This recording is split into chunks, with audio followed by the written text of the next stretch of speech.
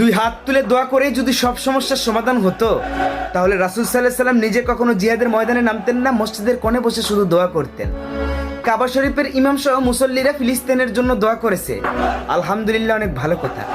আল আকসা মুসলমানদের প্রথম কেবলা, আর সেই কেবলাকে রক্ষা করতে গিয়ে যুদ্ধ করতেছে ফিলিস্তিনের ছোট ছোট মাসুম বাচ্চারা, আর আমরা বিশ্বের 200 কোটি মুসলমানরা চেয়ে চেয়ে তার শুধু তামসা দেখতেছি। আমাদের পাশের দেশ মায়ানমারে যখন রোহিঙ্গাদের উপরে অত্যাচার করা হয়, তখন আমরা ছোট্ট দেশ থেকে তাদের জন্য বুক পেতে দিয়েছিলাম, যতটুকুই পারি তাদেরকে আশ্রয় দিয়েছিলাম, খাবারের ব্যবস্থা করে দিয়েছিলাম। ফিলিস্তিনের আশেপাশে যেগুলো দেশ রয়েছে, প্রত্যেকটা দেশ সমৃদ্ধশালী ধনীর কাতারে রয়েছে।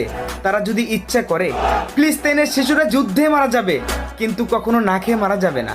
মনে রেখো হে ফিলিস্তিনের আশেপাশে দেশগুলা, আজকে যে ফিলিস্তিনের শিশুগুলো না খেয়ে মরে যাচ্ছে, কিয়ামতের ময়দানে ইনশাল্লাহ তারা জান্নাতের খাবার খাবে, আর তোমরা শুধু চেয়ে চেয়ে দেখবে আর আফসোস করবে।